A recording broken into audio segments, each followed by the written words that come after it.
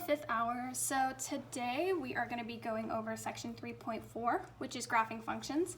And I know Miss Fields already taught this lesson to you, but she asked that I do a little bit of a review because this is a very important concept. You're going to be using this all throughout high school. So I'm going to go through some of the objectives, and then we're going to go through the key examples that was in the Holt-McDougall book. So from the objectives, graph functions given a limited domain, and graph functions given a domain of all real numbers. And if you're taking notes on this, feel free to pause the video whenever you would like if you need to catch up and write some things down. But I'm just going to go right into the first example. Alright, so graph each function for the given domain. So we're given negative x plus 2y is equal to 6. And the domain we are given gives us 4 different values. We have negative 4, negative 2, 0, and 2. So remember, the domain is going to be your x range. So these are all x values. And so the very first step, the very first thing we're going to do is we are going to rewrite this equation and we're going to solve for y. This will just make it easier when we have an equation set equal to y. We can just plug in all these values for the x and get our ordered pair, which we can then graph. So that is why we're going to solve for y. The first thing we're going to do is we're going to bring the x on the other side, because like I said, we want to get y by itself. So we're going to add x to both sides, leaving us with 2y is equal to x plus 6. And then again, we're trying to get y by itself. So we're going to divide by 2 on both sides. That's going to leave us with a y on this side. And then we have x plus 6 divided by 2. So because x plus 6 shares a common denominator, we can split that up and we can write that as x over 2 plus 6 over 2. But this is the same as saying y is equal to 1/2 x. So we're just bringing that x to the side. That's the same as saying 1/2. Plus, and then 6 divided by 2 is 3. So now we have this set equal to y, and then we can go ahead and just plug in these 4 domain values in for our x, and then we'll be able to get those ordered pairs and we can graph it.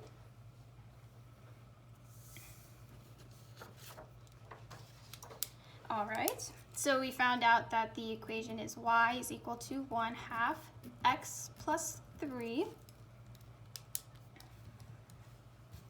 And we have our domain values. So we have negative 4, negative 2, 0, and 2.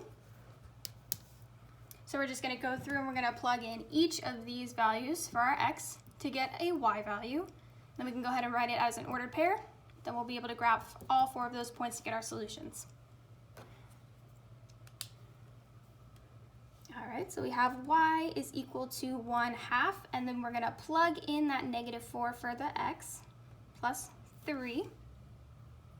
And so negative 4 times 1/2 is the same as saying negative 4 divided by 2, which is negative 2.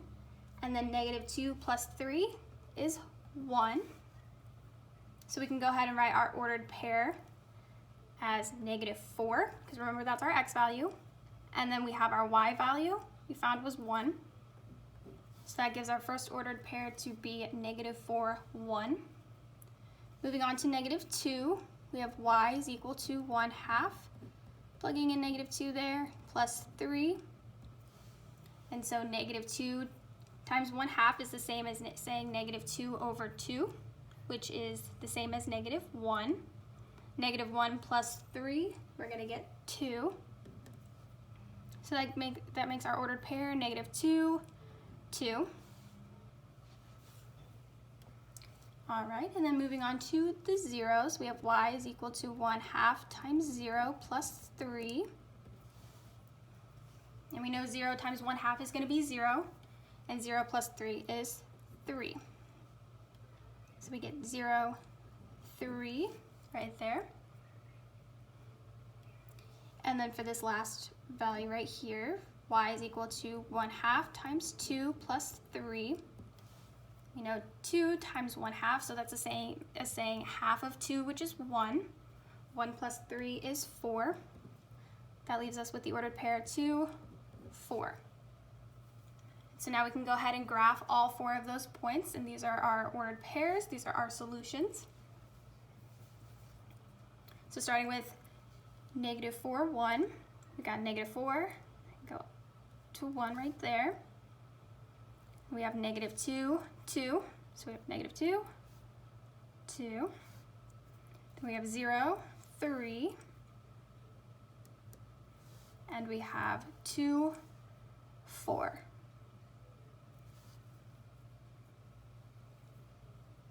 All right, so given this domain, we were able to plug that in to our equation and find the ordered pair and then graph all 4 of those ordered pairs. So this is our solution right here.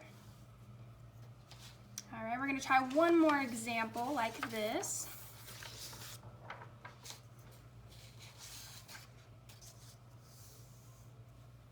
Alrighty, so graph the function for the given domain. We have f of x is equal to the absolute value of x with the domain -2, -1, 0, 1, and 2.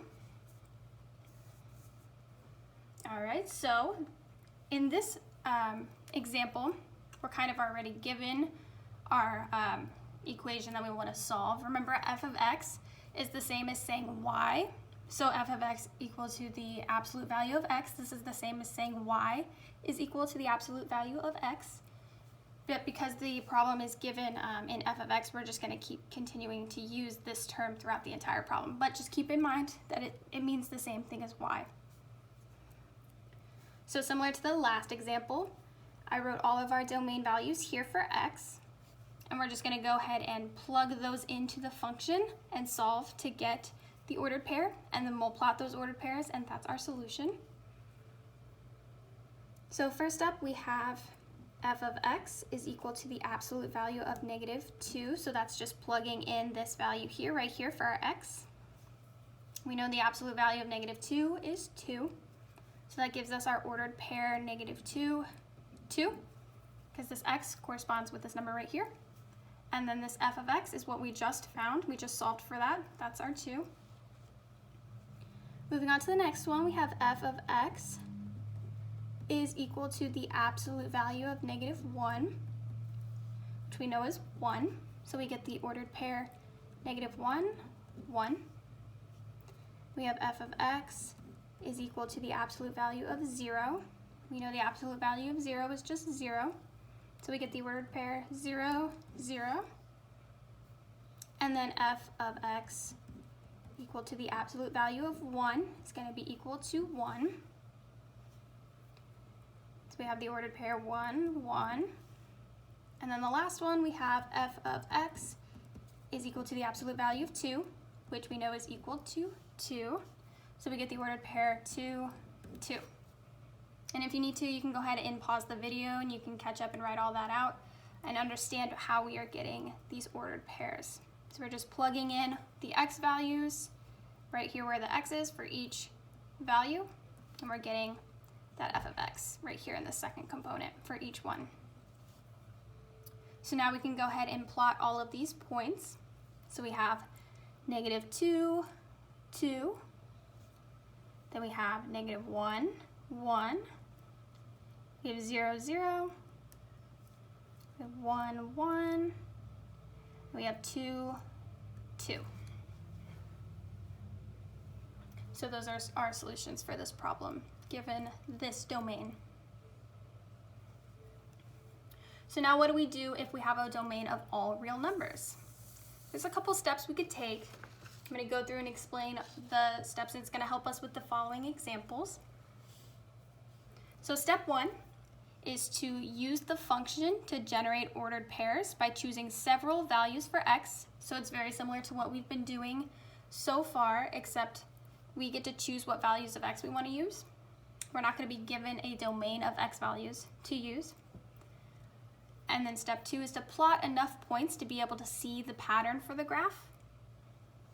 And then the third step, after we've found that pattern, we can go ahead and connect the points with either a line or a smooth curve. So we're going to go ahead and try an example of that.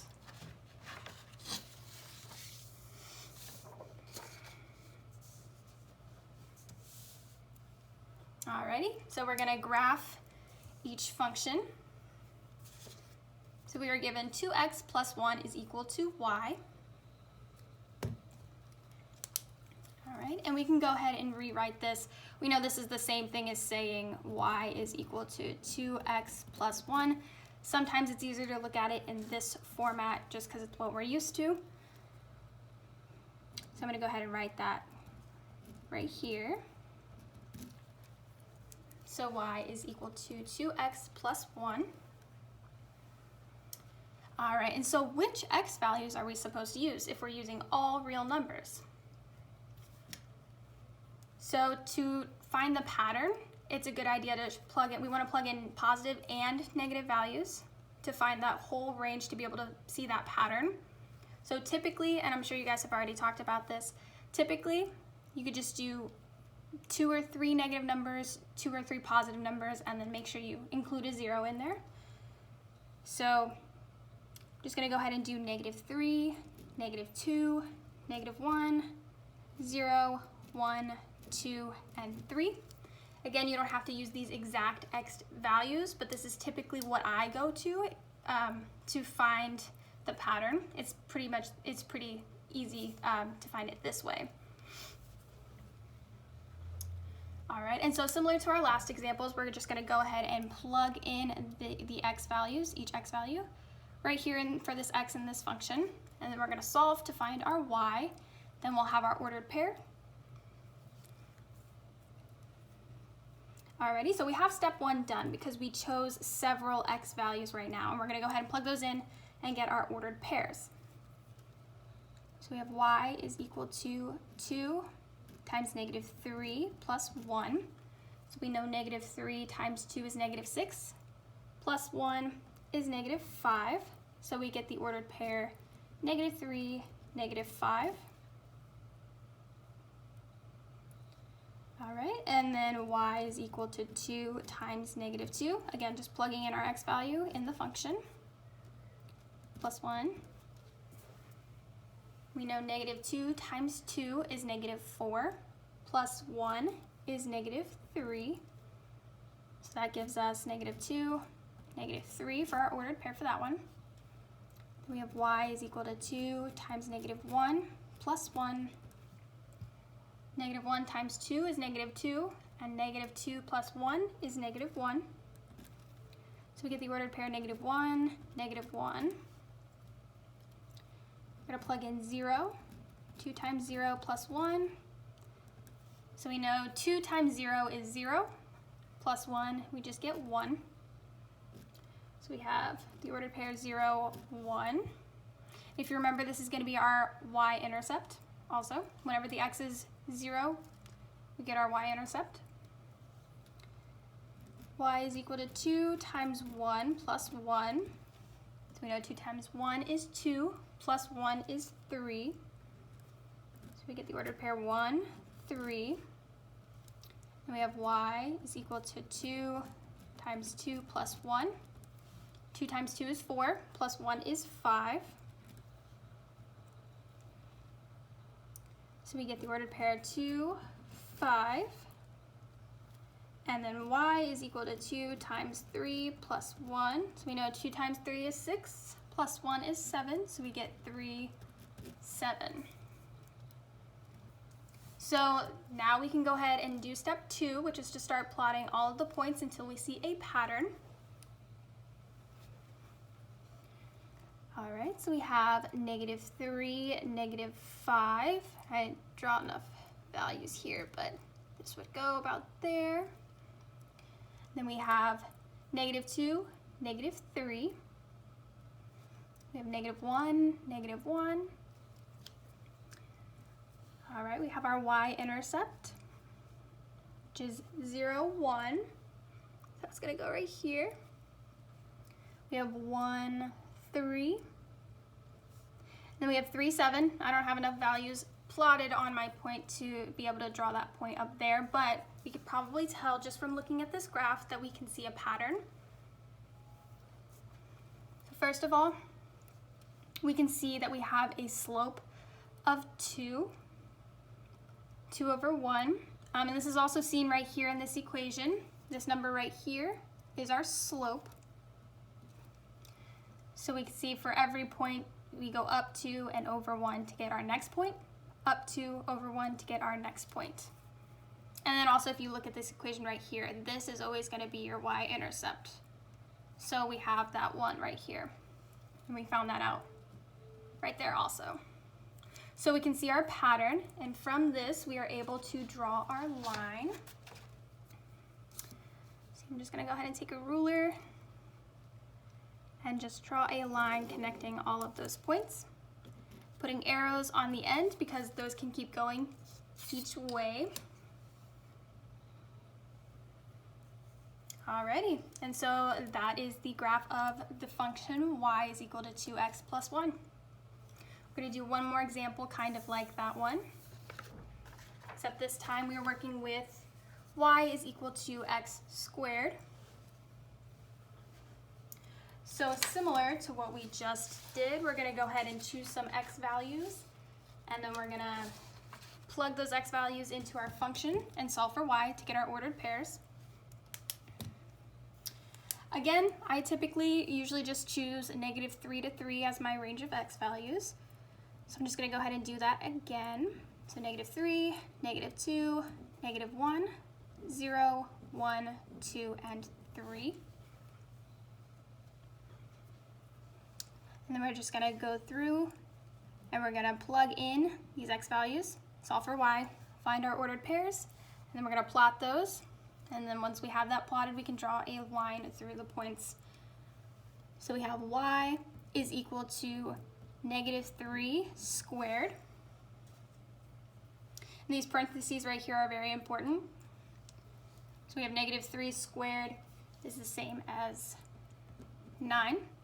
So we get the ordered pair, or the ordered point, -3, 9. They're just going to continue doing that for all the other values of x. Y is equal to -2 squared, which is equal to 4. Again, these parentheses are very important because if you didn't have those there, you would end up getting -4. But make sure, so we are squaring the entire value for x. So we are squaring -2, not just 2 with a negative out in front. We want to square the whole thing. So squaring -2, we get 4. So we get the ordered pair -2, 4. Then we're going to do -1. Y is equal to -1 squared, which we know is 1. So we get the ordered pair -1, 1. We have 0. You know 0 squared is 0. So we get the ordered pair 0, 0. That's the origin, and that's also going to be our y-intercept. We have y is equal to 1 squared, which is equal to 1. We have y is equal to 2 squared. You know that's equal to 4. So we get 2, 4. And then y is equal to 3 squared, which is equal to 9. So we get 3, 9. And so this one you can kind of see is a pretty cool pattern because if you look at these 2 points here for 3, we have 3 and -3. The only difference is that the x value is negative, but the y values are the same for this. And if you keep going in, you find that the y values are going to be the same. So it's going to create a cool little curve shape. So we're just going to go through and plot all of the points. So we have -3, 9. One's going to be right up here. -2, 4. -1, 1. 0, 0. Then we have 1, 1. 2, 4. And 3, 9. So that creates a fun little curve. We're just going to go ahead and connect those points. Again, make sure you draw those arrows on there because they can keep going up for as many values as you plug in for x, so for infinity, because real numbers. There could be an infinite number of real numbers. Alrighty, so this is the graph we get for y is equal to x squared. Alright, we're going to move on to the next example. So this one says to use a graph of the function f of x is equal to 1/3 x plus 2 to find the value of f of x when x is equal to 6. We're going to check our answer after. So we are already given the graph of the function. So this is f of x, which is equal to 1/3 x plus 2. So just looking at this graph, I'm just going to point out some key things. We can see that we have the y-intercept right here at 0, 2. And we know that right here, we get that from here. This is where we find the y-intercept, because this is slope-intercept form. This is the same as saying y is equal to mx plus b. All right, and then we can also just, if we're looking at this graph, we can see a pattern. We can see the slope. It goes up 1 over 3, up 1 over 3. So rising 1, running 3, and we can see that right here for the slope. So those were just some key things I wanted to point out, but they want us to use this graph to find the value of f of x when x is equal to 6. So we know f of x is the same thing as y, so this is the same thing right here. So when x is 6, so we're going to look at this right here, when x is 6. We can go ahead and follow this all the way up to the line, and we see it's at this point right here. To find f of x, all we have to do is follow it this way. And we see that we get 4. So the value of f of x when x is 6 is 4. So that's how we get that answer. But we want to check it to make sure it's right. And we can do this using substitution. So I'm going to go ahead and take our function, f of x equal to 1/3 x plus 2, and we can go ahead and just plug in our x value right there into x, and we should get 4 as our answer if we did this correctly. All right. So if we plug in 6 for x plus 2, we have 6 times 1/3. This is the same as saying 6 divided by 3, which is 2. We get 2 plus 2, which is equal to 4. So we just bring this down. We see that f of x is equal to 4, which is what we got over here. So we know our answer is correct. So given a function and a value of x, you were able to find the corresponding value for f of x. All right, and then we're just going to move on. We're going to do one more example. So this one's going to be an application problem, so a word problem. All right, so the function y is equal to 2x describes how many millimeters sea level y rises in x years. We want to graph the function. We want to use the graph to estimate how many millimeters sea level will rise in 3.5 years. So first I just want to go through and we want to identify what x is and what y is. It's just going to make it a little bit easier to understand the problem as we go along. So y, if we go back and look at the problem, we can see that y is talking about the rise in sea level. So I'm going to put rise in sea level. We're talking about this in millimeters, so I'm just going to put in millimeters. So now we know what our y means. So this is what we're trying to find with this function. This function just means the rise in sea level in millimeters over a time period x. So that is our x. We go ahead and write down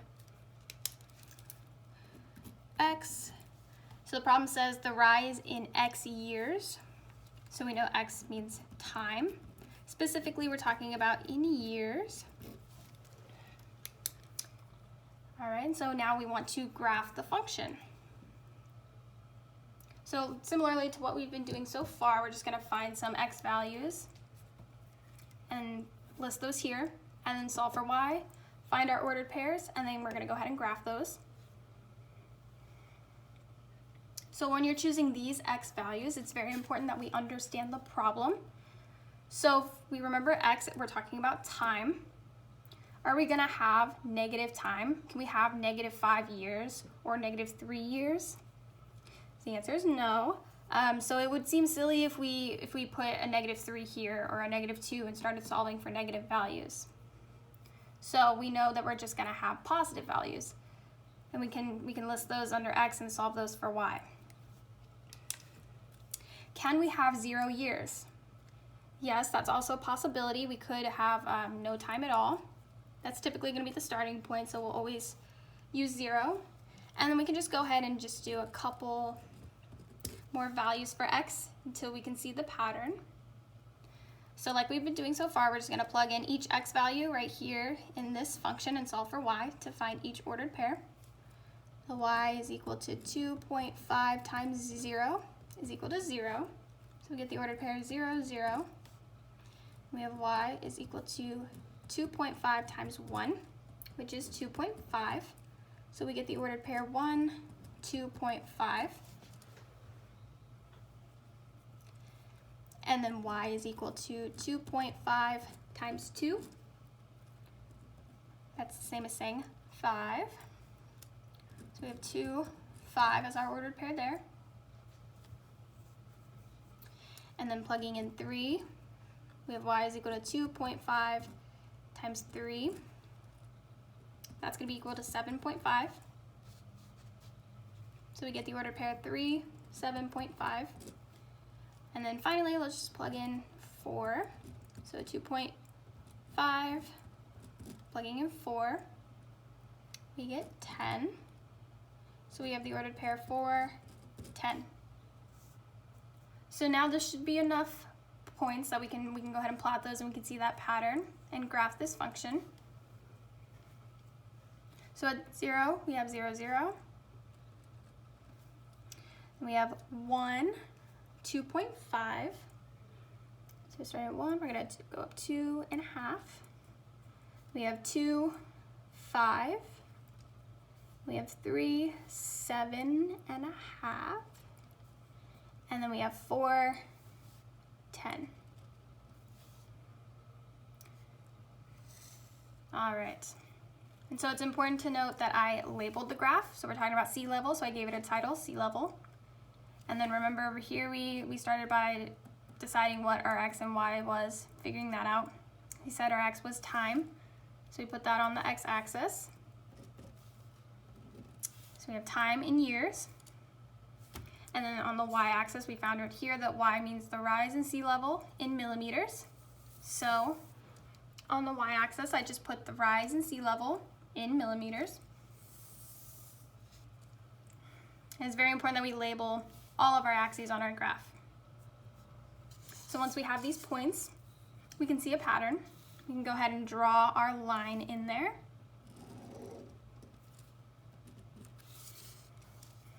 And so that is the graph of the function y is equal to 2.5x. But we're not done yet, so it wants us to use the graph to estimate how many millimeters sea level will rise in 3.5 years. All right, so this is similar to the last example that we did. We want to look at 3.5, which is about right here. We're going to follow that all the way up to our line. So we can see it's right about there. And we want to find how many millimeters the sea level will rise. So we're trying to find our y value. So we're going to follow this way. So we're going to estimate, so you could get different answers for this right here, because we're just trying to, using a graph, it's kind of difficult to choose an exact estimation of what this point is right here.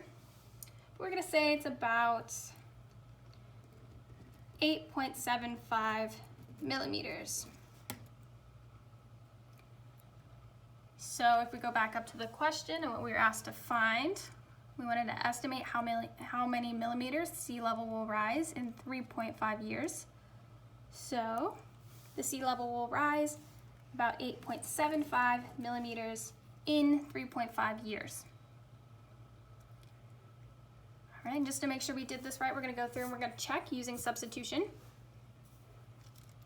So we can just go in and we can write out the function. So we have y is equal to 2.5x. All right, and we were given, we wanted to find the sea level for 3.5 years. So 3.5 is our x value. So we're just going to plug in that. So 2.5 times 3.5. If you work that out on a calculator, you just get y is equal to 8.75, which is what we wanted. So we did that correctly. Alrighty, so that was section 3.5. We talked about how to graph functions given a limited domain, and we also talked about how to graph functions given a domain of all real numbers. We talked about how to use a graph to find the value of a function given a specific x. All right, and then that's gonna be it for today. If you have any questions, Ms. Fields is always available to answer those for you. Hopefully, I should be available during Ms. Fields' 10:30 to 11 virtual class. So if you have any questions, go ahead and let her know about that, and she can relay those messages on to me, and I can get you an answer as soon as possible. But thank you so much.